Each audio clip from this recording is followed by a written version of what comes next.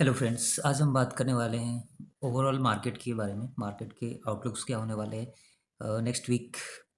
इस वीक मतलब आपका अपकमिंग वीक में क्या क्या हो सकता है, पॉसिबिलिटीज़ क्या हैं कि निफ्टी कहाँ तक जा सकता है।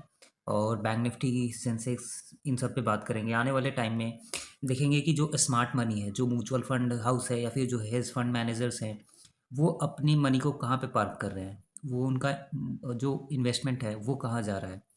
अभी एफआईआई सेलिंग कर रहा है और कितनी सेलिंग कर सकता है। डीआईआई बाइंग कर रहा है, कितनी क्वांटिटी मतलब कितने वॉल्यूम में और बाइंग कर सकता है, ताकि इसका जो इम्पैक्ट है वो मार्केट में कितना पड़ेगा, ये आने वाले टाइम में देखेंगे हम।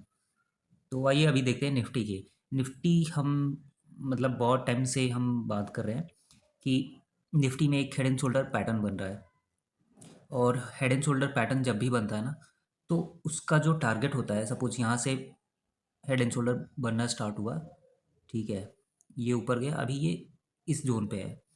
तो टारगेट इसका ऐसे कैलकुलेट किया जाता है। हेड एंड शोल्डर जब भी बनता है तो जो उसका नेकलाइन होता है, जैसे यहाँ हमने ड्रॉ किया है 26,300 से लेके इसका जो नेकलाइन है, जो नेकलाइन जोन है वो ये है। और ये हमारा नेक लाइन है। तो इतना टारगेट, जितना सपोज यहाँ से ऊपर की तरफ गया है, सेम टारगेट डाउन साइड भी होता है। तो जैसे यहाँ पे 1560 पॉइंट ऊपर की तरफ गया था, तो हमारा जो नीचे का टारगेट होगा वो 1560 के आसपास होगा। तो इस हिसाब से देखिए, अगर हेड एंड शोल्डर का जो पैटर्न है, अगर हम टेक्निकल एनालिसिस की तरफ जाएं, टेक्निकल एनालिसिस की तरफ से देखें, तो हमें ये दिखेगा कि निफ्टी का जो टारगेट है वो 23,000 के आसपास आ रहा है।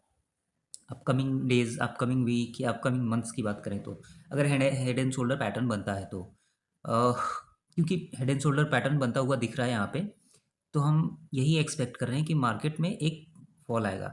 बट अभी हमारा जो एक्सपेक्टेशन है वो 24,000 के आसपास है, 24,000। बट अगर हम टेक्निकल एनालिसिस है, अगर उस तरीके से देखें, तो हमारा टारगेट 23,060 के आसपास निकल के आता है।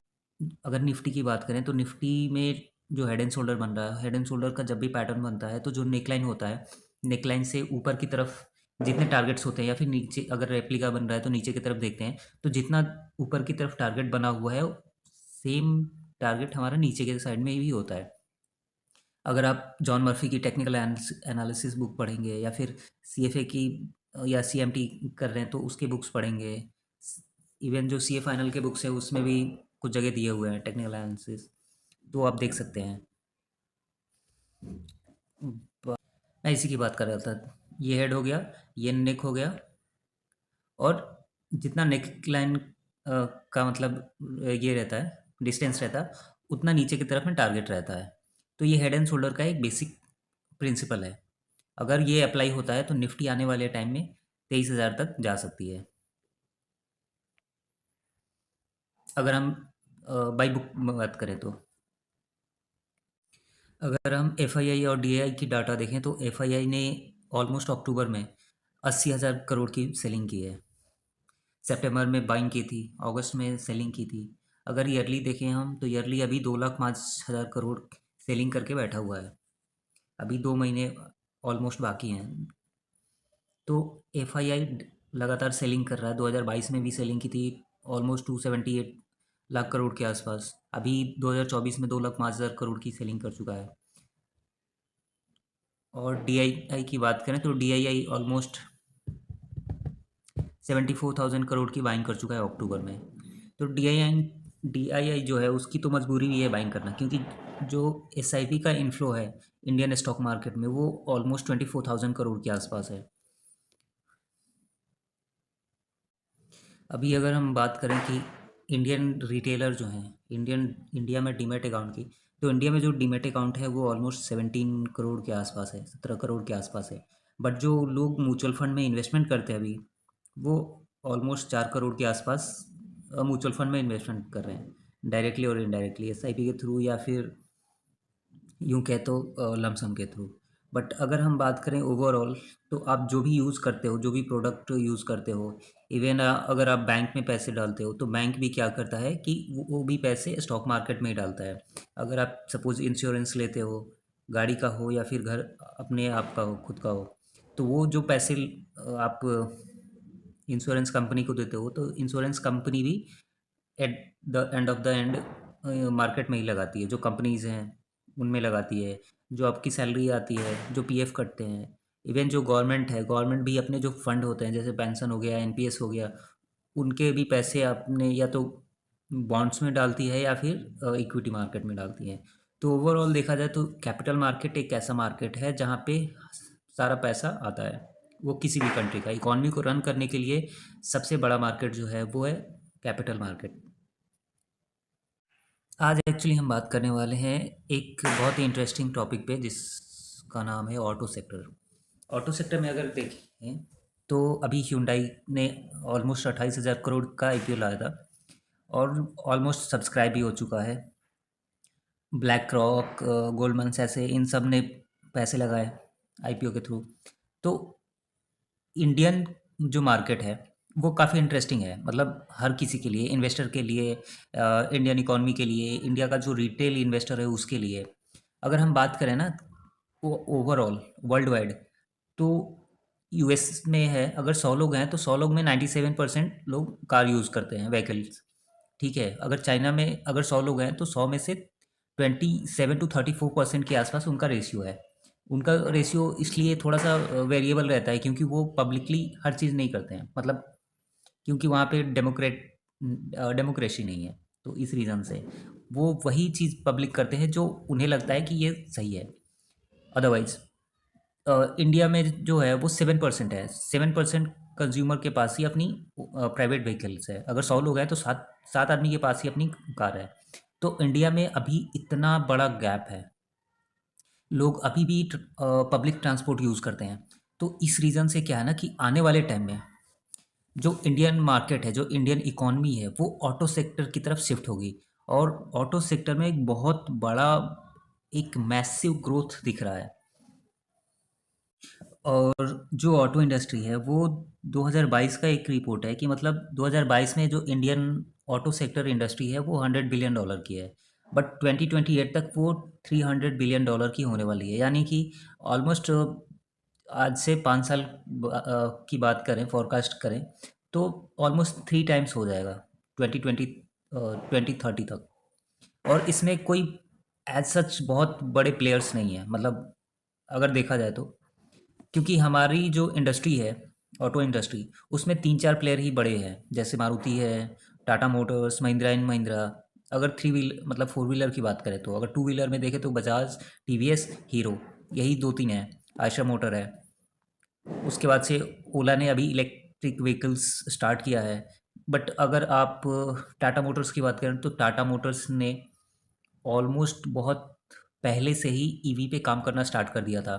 उनकी जो कंपनीज है, टाटा एलेक्सी है, टाटा टेक्नोलॉजी है, वो सारे फीचर्स ऑटो सेक्टर्स में वो ऐड ऑन करते जाते हैं। अगर आप रोड पे निकलते हो तो रोड पे कभी भी देखना कि जो भी इलेक्ट्रॉनिक व्हीकल्स हैं, ईवी हैं, उसमें टाटा की गाड़ियाँ सबसे ज़्यादा दिखती हैं। रेयरली दिखेगा कि कोई अदर गाड़ियाँ, जैसे BYD की है, चाइनीज़ कंपनी है, BYD है, टाटा की ज़्यादा कार्स अवेलेबल हैं ईवी में। तो आने वाले टाइम में जो ऑटो इंडस्ट्री है उसमें एक अच्छा खासा बूम आने वाला है। और ये निफ्टी का, ये निफ्टी ऑटो इंडेक्स है। और जैसे क्या होता है ना कि बैंक निफ्टी है, बैंक के जितने शेयर्स हैं वहाँ पे बैंक में है। निफ्टी में 50 हैं, सेंसेक्स में 30 हैं। तो ऐसे क्या होता है कि हर एक इंडेक्स बना होता है, जैसे ऑटो का है, फार्मा का एक अलग है। तो उससे क्या होता है कि ऑटो इंडस्ट्री में क्या हो रहा है, ऑटो के स्टॉक्स कहाँ पे मूव कर रहे हैं, कैसे मूव कर रहे हैं, तो उसे पता चल जाता है कि इंडेक्स देख के पता चल जाता है कि ऑटो सेक्टर में, ऑटो इंडस्ट्री में अभी क्या चल रहा है। तो उस हिसाब से सारे इंडाइसेस बनाए जाते हैं एक पर्टिकुलर सेक्टर को डिफाइन करने के लिए, कि उस सेक्टर में एक्चुअली हो क्या रहा है। ठीक है। तो ये ऑटो सेक्टर का है, निफ्टी ऑटो इंडेक्स है।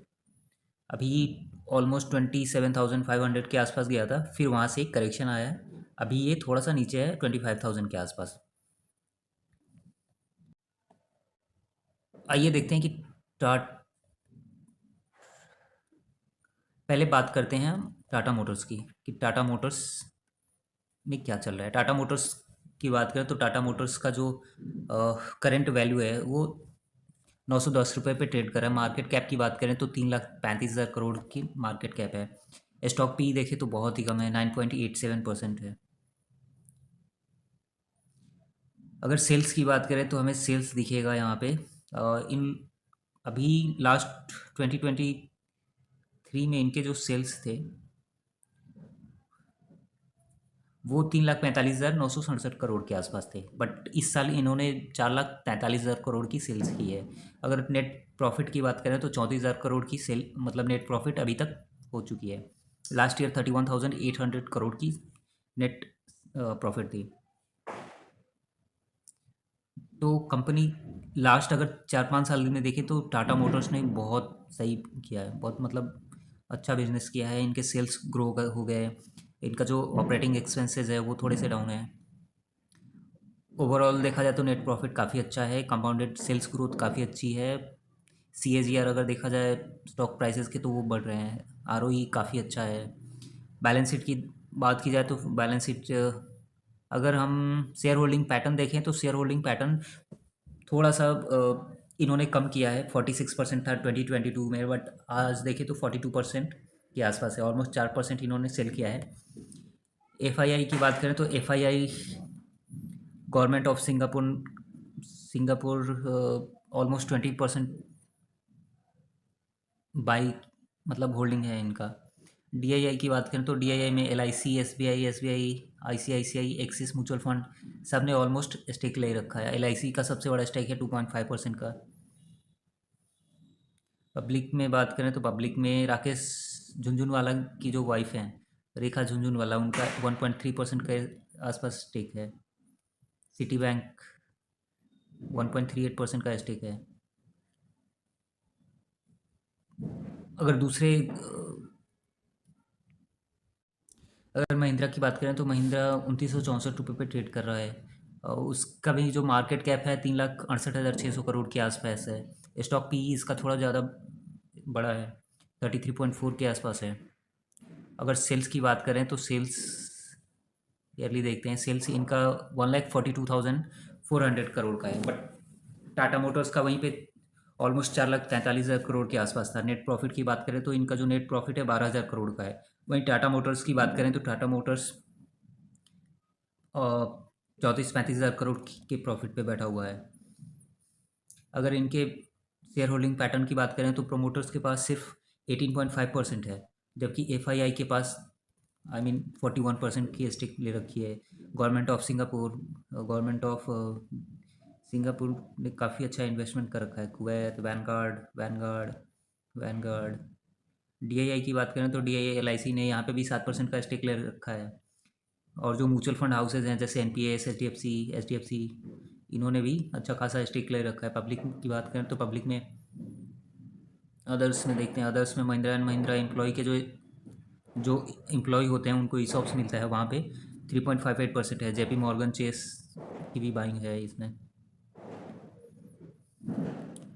तो अगर टाटा मोटर से डायरेक्ट कंपेयर करें ना महिंद्रा एंड महिंद्रा की, तो महिंद्रा एंड महिंद्रा की सेल्स थोड़ी कम है, प्रॉफिट भी कम है, बट ओवरऑल बिजनेस अच्छा चल रहा है। क्योंकि अभी हाल फिलहाल में इन्होंने एक थार लॉन्च की है जिसकी बुकिंग भी काफ़ी अच्छी हुई है। ऑलमोस्ट 2 लाख की बुकिंग हो चुकी है। मारुति सुजुकी की बात करें तो मारुति सुजुकी का जो कैपिटल है वो 3.8 लाख करोड़ के आसपास है। अभी जो लास्ट CMP था, करंट मार्केट प्राइस 12,100 का था। अगर इनके सेल्स की बात करें तो इनका सेल्स हमें दिखेगा 1,45,000 करोड़ की सेल्स है। और जो प्रॉफिट है, नेट प्रॉफिट, वो 14,700 करोड़ का है। तो ओवरऑल अगर देखें ना तो टाटा मोटर्स अभी सबसे अच्छा प्रॉफिट बना रहा है। इनका अगर शेयर होल्डिंग पैटर्न देखें तो प्रोमोटर्स के पास सबसे ज़्यादा होल्डिंग है 58.1% की। FII के पास 17% है, DII के पास 20% है, पब्लिक के पास 3.31% है। तो इन सब में अगर जो सबसे खतरनाक कंपनी है, मतलब बहुत ही बेहतरीन अच्छा कर रही है अपने सेगमेंट में, वो है टाटा मोटर्स। टाटा मोटर्स की अगर बात करें तो 4 43,000 करोड़ की सेल्स है इस 2024 में। 2023 में 3,45,000 करोड़ की थी। मतलब 1 लाख करोड़ की सेल्स इन्होंने ज़्यादा किया है इस साल। अगर नेट प्रॉफिट की बात करें तो लास्ट ईयर इनका जो नेट प्रॉफिट था 26 ऑलमोस्ट 2700 करोड़ के आसपास था। बट इस साल इन्होंने अब तक मतलब दिवाली के पहले तक 34,200 करोड़ की मतलब नेट प्रॉफिट है इनका।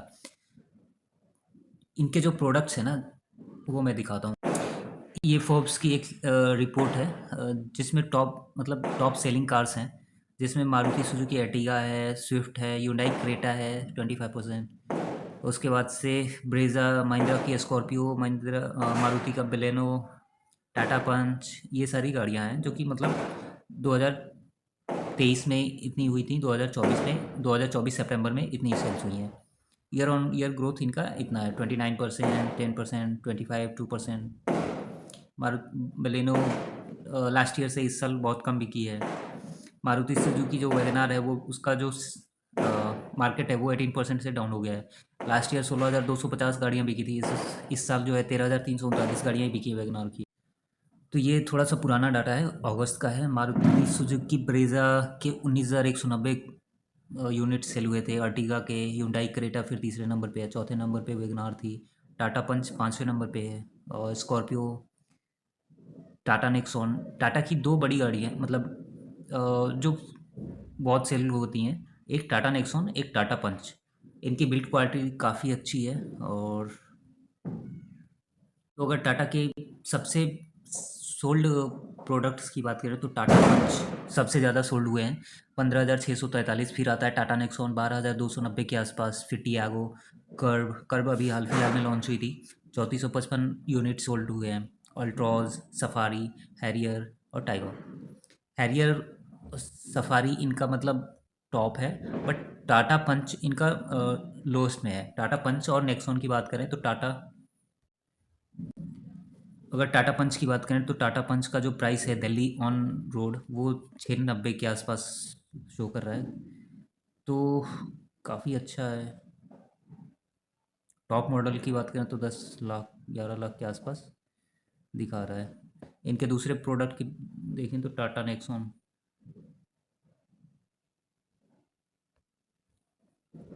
टाटा नेक्सॉन ईवी में भी है और ऐसे नॉर्मल भी है।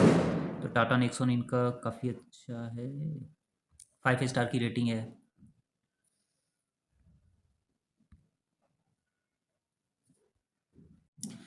अगर हम इस सॉरी महिंद्रा की बात करें तो महिंद्रा का जो सबसे सेलेबल प्रोडक्ट है वो स्कॉर्पियो है। उसके बाद से आता है XUV 700 9,000। उसके बाद से XUV 300, बोलेरो, फिर थार, फिर XUV 400, फिर आता है मराजो। स्कॉर्पियो की बात करें तो ये अगस्त 2024 तक का है। तो अगस्त 2024 में 13,787 यूनिट सेल हुए थे। XUV 700 9,000 क्वांटिटी सेल हुए हैं। XUV 300 भी 9,000 क्वांटिटी सेल हुए हैं। तो इनका जो बेस्ट प्रोडक्ट है वो है अभी स्कॉर्पियो। और अभी इनके मतलब 2 लाख यूनिट्स थार रॉक्स के बुकिंग हुए हैं, तो आने वाले टाइम में वो भी कहीं ना कहीं आ ही जाएगा। तो ये कुछ डाटा है, जैसे 2024 के जनवरी में जो टू व्हीलर और थ्री व्हीलर्स व्हीकल्स प्रोड्यूस हुए थे वो थे 23,28,329 यूनिट्स। और अगर ग्लोबल ईवी मार्केट की बात करें तो 2021 में $250 बिलियन का था, बट वो अभी 2028 में बढ़ के $1,318 बिलियन का होने वाला है। 2024 में जो टोटल प्रोडक्शन हुआ है वो 23,58,000 यूनिट्स गाड़ियों का हुआ है। और इंडिया भी ऐसे प्रोजेक्ट किया जा रहा है कि 2030 तक जो सेल्स है वो 30% से ग्रो होने वाली है। तो इसे आप समझ सकते हो कि जो इंडियन मार्केट है वो ऑटो सेक्टर में कितना बड़ा एक ग्रोथ आने वाला है। अभी इंडियन जो ऑटो सेक्टर है वो $100 बिलियन का है, और आने वाले 2030 में ये $200 बिलियन का होने वाला है। तो समझ सकते हो कि यहाँ से मतलब 2x हो जाएंगे। तो जो शेयर्स है, आई मीन जो इंडस्ट्री है, ऑटो इंडस्ट्री, जो शेयर्स हैं टाटा के, मारुति के और महिंद्रा के, ह्यूंडई का भी लॉन्च होगा तो ह्यूंडई का, तो आने वाले टाइम में इनके जो प्राइसेस है वो शूट अप होने वाले हैं। ये डबल, ट्रिपल, 3x 4x हो जाने वाले हैं। जो इंडियन में एक मार्केट था 32 बिलियन का 2021 में, वो 2027 में $54 बिलियन का होने वाला है। सिर्फ जो पैसेंजर व्हीकल्स है उनकी मैं बात कर रहा हूँ। अगर CAGR देखा जाए तो 9% से ग्रो हो रहा है। अगर ईवी की बात करें तो $250 बिलियन से 2021 में $250 बिलियन का था। अब प्रोजेक्ट किया जा रहा है कि 2028 तक 5 टाइम्स बढ़ के $1318 बिलियन का हो जाएगा। अगर पैसेंजर व्हीकल की बात करें, जो टू व्हीलर है, वो 23,36,000 यूनिट्स सोल्ड हुए थे, मतलब जून 2024 तक का ये डाटा है। और जो टोटल यूनिट्स टू व्हीलर मतलब मैन्युफैक्चर हुए हैं, वो 2,84,84 लाख है। तो इससे आप समझ सकते हो कि कितना टाइम ग्रोथ हो रहा है ऑटो इंडस्ट्री में। अगर ईवी की बात करें तो $7 बिलियन, एक अभी स्टडी में पाया गया है कि मतलब 2025 तक जो ईवी मार्केट है वो $7 बिलियन का होगा, बट 2030 आते आते थे वो $200 बिलियन का हो जाएगा। अभी ये एस्टिमेटेड है। इसको निकाल दो। ये कुछ कंपनीज के लिस्ट हैं जिन्होंने मतलब हाल फिलहाल में अभी इन्वेस्टमेंट किया है इंडिया में। जैसे मर्सिडीज़ है, उसने 3,000 करोड़ की इन्वेस्टमेंट की है महाराष्ट्र में। टाटा मोटर्स ग्रुप है जिन्होंने मतलब ऑलमोस्ट एक 9,000 करोड़ का इन्वेस्टमेंट किया है। टाटा मोटर्स ने अनाउंस किया है कि न्यू कमर्शियल व्हीकल का जो पार्ट्स है, वेयर हाउस है, वो गुवाहाटी में अभी मैन्युफैक्चर होगा। वो उन्होंने वहाँ पे स्टार्ट भी किया हुआ है। उसके बाद से Hyundai मोटर्स ने अनाउंस किया था कि जो उनका ईवी प्लेटफॉर्म, उन पे ही उन्होंने इन्वेस्टमेंट स्टार्ट किया था $3.85 बिलियन का। अभी ओला ने भी अपना IPO लाया था। और उसके बाद से